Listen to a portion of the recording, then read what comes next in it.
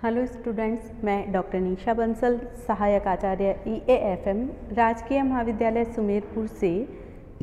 आज की वीडियो में हम बात करते हैं बीकॉम द्वितीय वर्ष के लिए प्रश्न पत्र द्वितीय अंतर्राष्ट्रीय व्यापार एवं वित्त।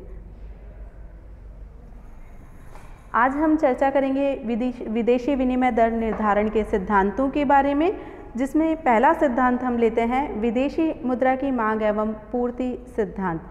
देखिए, विदेशी विनिमय दर क्या है, इसके अर्थ परिभाषा के बारे में हम पिछले वीडियो में बात कर चुके हैं। पिछले वीडियो में मैं आपको बता चुकी हूँ कि विनिमय दर के प्रकार कौन से हैं, स्वरूप कौन से हैं। तो विनिमय दर के बारे में जब हमने बात की थी तो बताया था विनिमय दर क्या होती है। अब इन दरों का निर्धारण कैसे होता है, यानी कि एक देश की मुद्रा की कितनी इकाइयाँ दूसरे देश की मुद्रा के बदले में दी जाए तो किस आधार पर इनका निर्धारण किया जाए, इस बारे में आज हम बात करते हैं। तो इसके लिए पहला सिद्धांत हम देखते हैं विदेशी मुद्रा की मांग एवं पूर्ति का सिद्धांत। आइए इस टॉपिक पे चर्चा स्टार्ट करते हैं। देखिए, विदेशी मुद्रा की मांग और पूर्ति के सिद्धांत में सबसे पहले हम बात करते हैं विदेशी मुद्रा की मांग के बारे में। विदेशी मुद्रा की मांग क्यों की जाती है, किन कारणों से की जाती है, तो इस बारे में हम बात करते हैं। विदेशी मुद्रा की मांग देखिए उन सब वस्तुओं और सेवाओं के आयात के कारण उत्पन्न होती है जिनका भुगतान विदेशी मुद्राओं में किया जाना होता है। चूँकि प्रत्येक देश को कुछ विदेशी सेवाएं लेनी हैं या विदेशों से कुछ आयात करना है, तो इनके लिए उसे विदेशी मुद्रा में भुगतान करना होगा, इसीलिए विदेशी मुद्रा की मांग का जन्म होता है।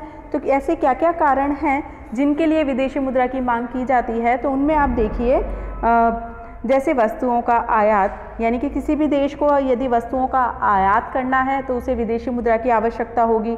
किसी भी प्रकार का बीमा है या बैंकिंग या जहाजी भाड़ा चुकाना है, किसी भी देश से यदि हमने आयात किया है उसे जहाजी भाड़ा चुकाना है तो उसके लिए भी विदेशी मुद्रा चाहिए।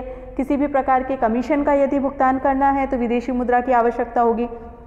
यदि हमने किसी भी प्रकार के विशेषज्ञों की सेवाओं का आयात किया है, अन्य देश से किसी भी प्रकार के विशेषज्ञ बुलाए हैं, चाहे टेक्निकल क्षेत्र में या अकाउंट्स के क्षेत्र में या किसी अन्य क्षेत्र में, तो या हम बोल सकते हैं डॉक्टर वगैरह की जो सेवाएं हमने ले ली है बाहर से, जो विदेशी डॉक्टर्स फॉरेन के मंगाए हैं हमने, तो इस प्रकार की जो भी विशेषज्ञों की सेवाओं का आयात किया है हमने, तो उनके लिए हमें भुगतान करना पड़ेगा विदेशी मुद्रा के रूप में। या विदेशों में हम पर्यटकों के लिए भुगतान किया है, अर्थात हमारे देश के जो नागरिक हैं वो फॉरेन में घूमने के लिए जाते हैं किसी भी प्रकार से, तो वो वहाँ के लिए टूरिस्ट होंगे और उसके लिए उन्हें विदेशी मुद्रा में वहाँ पर जो भी उपभोग करेंगे, वो जिन भी सेवाओं का उपभोग करेंगे उनका भुगतान विदेशी मुद्रा में किया जाएगा। या आपने देखा होगा जितने भी फिल्म फेस्टिवल हैं या जो आप देखते हैं आजकल जो जितने भी जो हम कह सकते हैं बड़ी शादियां फॉरेन में जाके की जा रही है, विदेशों में जाके की जाती है, या जो फॉरेन में इवेंट ऑर्गेनाइज किए जाते हैं हमारे देश के, उन सब के लिए विदेशी मुद्रा में भुगतान करना होता है। तो उन सब भुगतानों के लिए विदेशी मुद्रा की मांग की जाती है। इनके अलावा आप देखिए विदेशों में यदि किसी भी प्रकार का इन्वेस्टमेंट करना है हमारे देश के नागरिकों को, तो वहाँ पर विदेशी मुद्रा की आवश्यकता होगी। या विदेशों में ब्याज, ऋण और लाभ चुकाना है हमारे देश के द्वारा, वहाँ पर चुकाना है तो विदेशी मुद्रा में भुगतान करने पड़ेंगे। विदेशों में यदि युद्ध व्यय है, युद्ध व्यय से संबंधित कोई है या क्षतिपूर्ति देनी है, या किसी भी प्रकार के हमने विदेशों को दान दिया है या चंदा हम देते हैं, किसी भी तरह की सहायता हम देते हैं मुद्रा के रूप में, तो वो विदेशी मुद्रा के रूप में दी जाती है। या जनसंख्या प्रवास के जो व्यय हैं, हमारे देश की कोई भी जनसंख्या कुछ समय के लिए वहाँ प्रवास करती है। देखिए, खिलाड़ी जो हैं जितने भी जो इंटरनेशनल स्तर पर स्पोर्ट्स के लिए जाते रहते हैं, या कोई अन्य किसी भी प्रकार का प्रवास करती है जनसंख्या विदेशों में, उसके लिए विदेशी मुद्रा में भुगतान किए जाते हैं। तो इन सब कारणों के लिए, इन सब भुगतानों के लिए विदेशी मुद्रा की मांग उत्पन्न होती है। तो ये सारे कारण हैं जिनके कारण एक देश में विदेशी, इनमें से कोई भी कारण हो सकता है, तो जनरली इन सब कारणों के लिए विदेशी मुद्रा की मांग की जाती है। तो ये तो हमने की बात की विदेशी मुद्रा की मांग क्यों की जाती है, किन कारण से की जाती है। नेक्स्ट हम देखते हैं विदेशी मुद्रा की पूर्ति। तो देखिए, जिस प्रकार से एक देश में विदेशी मुद्रा की मांग होती है जिन आवश्यकताओं के कारण, उसी प्रकार से कुछ ऐसी चीज़ें हैं जिनके कारण विदेशी मुद्रा की पूर्ति भी होती है। तो उनमें क्या क्या सम्मिलित है, देखिए।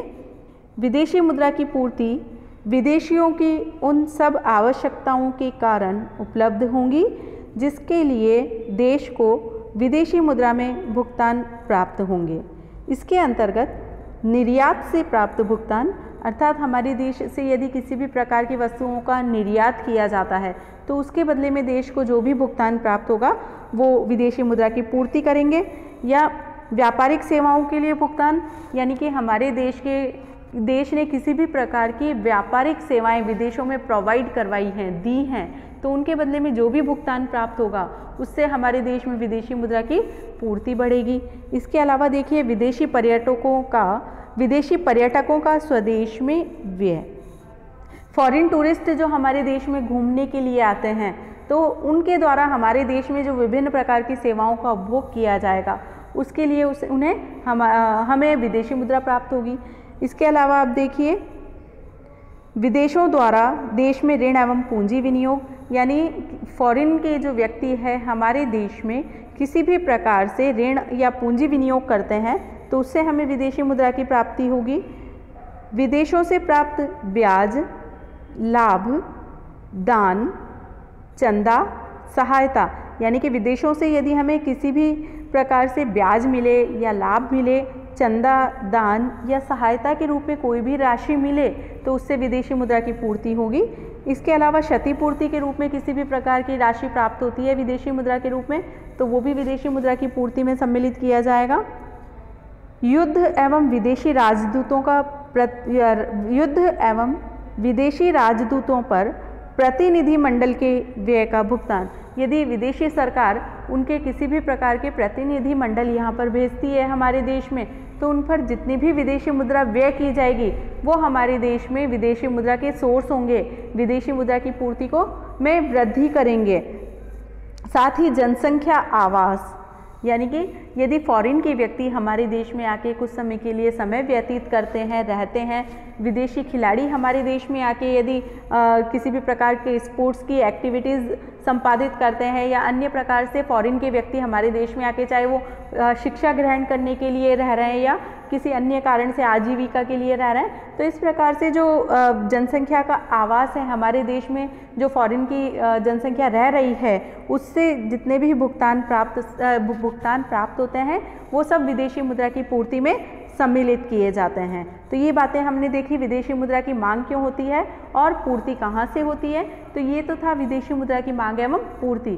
तो अब इन दोनों के आधार पर विनिमय दर का निर्धारण किस प्रकार से होता है, तो आइए हम आगे देखते हैं।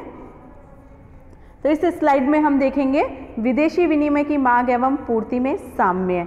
विदेशी मुद्रा की मांग और पूर्ति का निर्धारण कहाँ होता है? जहाँ पर विदेशी मुद्रा की मांग और पूर्ति दोनों बराबर हो जाएं, वहीं पर विनिमय दर का निर्धारण होता है। तो विनिमय दर का निर्धारण उस बिंदु पर होगा जहाँ विदेशी मुद्रा की मांग और पूर्ति बराबर हो जाएगी। डायग्राम में हम देख सकते हैं, रेखा चित्र में आप देखिए OX अक्ष पर हमने विदेशी मुद्रा की मांग एवं पूर्ति को लिया है, जबकि OY अक्ष पर विनिमय दर को दर्शाया गया है। यहाँ पर ध्यान दीजिए जो SS विदेशी मुद्रा की पूर्ति का वक्र है और DD मांग को दर्शा रहा है विदेशी मुद्रा की। जहाँ पर ये दोनों कर्व क्रॉस कर रहे हैं P बिंदु पर, वो साम्य बिंदु है। यहीं पर OR विनिमय दर का निर्धारण होता है, जिस पर विदेशी मुद्रा की मांग और पूर्ति की मात्रा है OQ। अब ध्यान दीजिए कि यदि किसी भी कारण से विनिमय दर बढ़कर R1 हो जाती है तो ऐसी सिचुएशन में विदेशी मुद्रा की मांग कम हो जाएगी, R1 A के बराबर रहेगी, जबकि विदेशी मुद्रा की पूर्ति बहुत अधिक रहती है, R1 B के बराबर। यानी कि A और B जो बिंदु है वो विदेशी मुद्रा की पूर्ति के आधिक्य को दिखा रहा है। जब पूर्ति आधिक्य हो गई है तो विनिमय दरें फिर से कंट्रोल होंगी, गिर जाएंगी और P बिंदु पर पहुंच जाएगी। इसी प्रकार से यदि विनिमय दरें गिर जाएं, कम हो जाएं, R से R2 बिंदु पर शिफ्ट हो जाती है, यानी कि पहले की तुलना में कम हो गई है।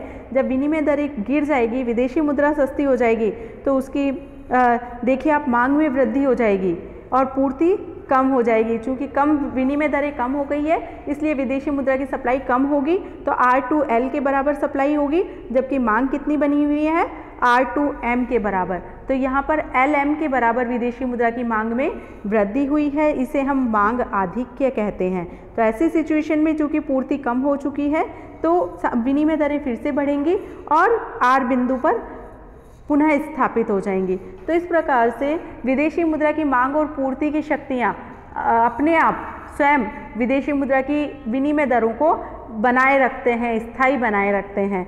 तो इस प्रकार से जहाँ मांग और पूर्ति बराबर होंगे, साम्य अवस्था वही कहलाएगी, वही संतुलन की अवस्था होगी। इसी दर पर, इसी बिंदु पर विनिमय दर का निर्धारण होगा। OR दर हमने देखी है रेखा चित्र में, वही साम्य विनिमय दर है।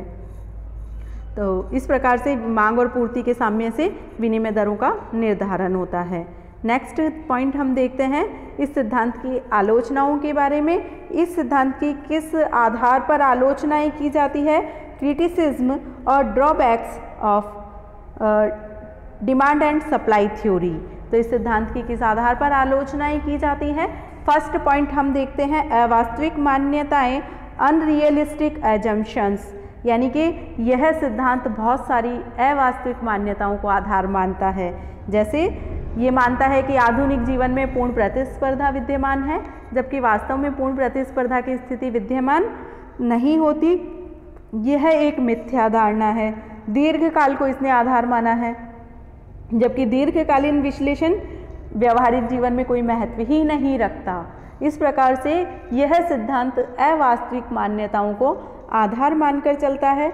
इस आधार पर हम इस सिद्धांत की आलोचना कर सकते हैं। नेक्स्ट देखिए, कीमत एवं विनिमय दरों में परस्पर निर्भरता की उपेक्षा, neglects interdependence of prices and exchange rate, यानी कि ये सिद्धांत कहता है कि कीमत और विनिमय दरें परस्पर स्वतंत्र हैं, ये किसी भी प्रकार से आपस में निर्भर नहीं हैं। लेकिन वास्तविकता में हम देखें तो कीमत और विनिमय दरें परस्पर निर्भर होती हैं, ये एक दूसरे को प्रभावित करती हैं। कीमतों में परिवर्तन विनिमय दरों में परिवर्तन लाएगा और विनिमय दरों में यदि परिवर्तन होगा तो उससे कीमतों में भी परिवर्तन होगा, वो कीमतों को प्रभावित करेंगी। इस प्रकार से ये दोनों स्वतंत्र नहीं हैं, एक दूसरे पर निर्भर हैं, जबकि इस सिद्धांत में इनकी निर्भरता की उपेक्षा की गई है, इन्हें स्वतंत्र मान लिया गया है, जो कि सही नहीं है। नेक्स्ट देखिए, भुगतान संतुलन की मदें सदैव स्थिर नहीं रहती। Items of balance of payments are not constant always, यानी कि यह सिद्धांत मान के चलता है कि भुगतान संतुलन की मदें सदैव स्थिर है, पूर्ण प्रतिस्पर्धा विद्यमान है, इसलिए विनिमय दरों में कोई परिवर्तन नहीं होगा।